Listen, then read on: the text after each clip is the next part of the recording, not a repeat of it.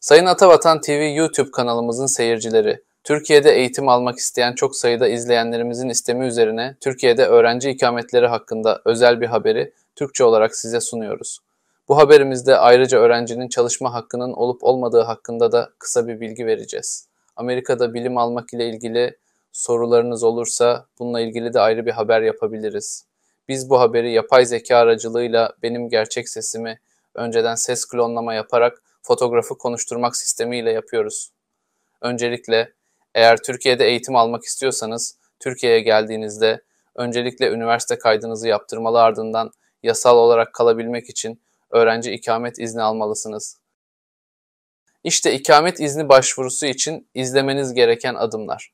Birinci, üniversiteye kayıt yaptırdıktan sonra e-ikamet sitesinde bulunan e-ikamet sekmesinden ilk kez ikamet izni başvurusu yapıyorum alanından yeni bir başvuru yapmak istiyorum seçeneğinden ön kayıt formunu doldurunuz.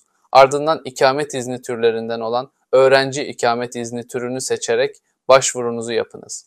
Başvuru formunu doldurduktan sonra çıktısını alıp imzalayınız.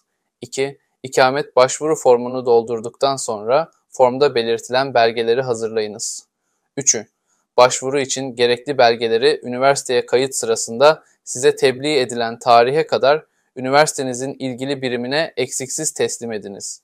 Üniversiteye teslim edeceğiniz belgeler üniversite tarafından İl Göç İdaresi Müdürlüğü'ne gönderilir.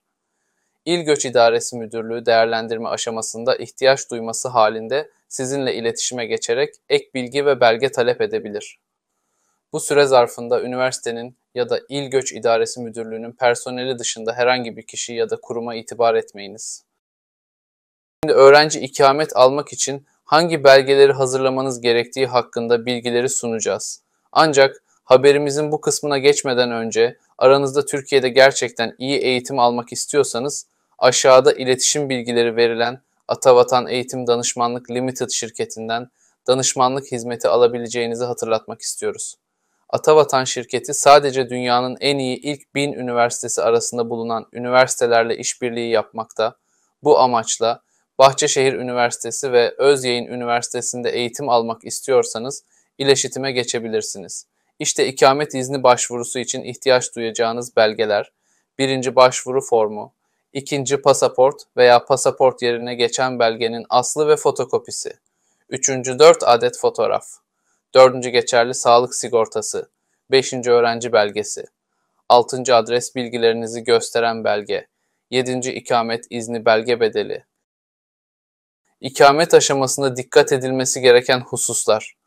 Eğer ilk defa ikamet izni başvurusu yapıyorsanız, ikamet izni başvurunuzu mutlaka vize ya da vize muafiyeti süresi içerisindeyken yapmalısınız.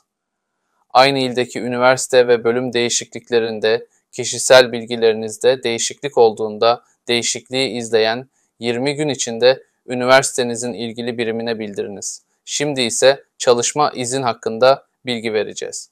Türkiye'de ön lisans ve lisans öğrencilerinin çalışma hakkı ilk yıldan sonra başlar. Çalışma izni işlemleri Çalışma ve Sosyal Güvenlik Bakanlığı'nca yürütüldüğünden bu bakanlığa ait Alo 170 Çalışma Hayatı İletişim Merkezi'nden çalışma hayatına ilişkin merak ettiğiniz hususlarda detaylı bilgi edinebilirsiniz.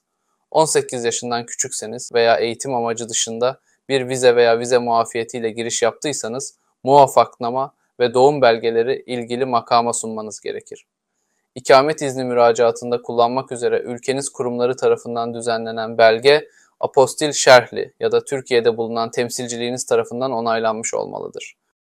Sayın seyircilerimiz, üniversiteye kayıt yaptırmak ve ikametle ilgili belgelerin tercümesi için İstanbul'da Atavatan Eğitim Danışmanlık ve Tercüme Merkezi, Aşkabat'ta ise Makul Hizmet Tercüme Merkezi ile iletişime geçebilirsiniz.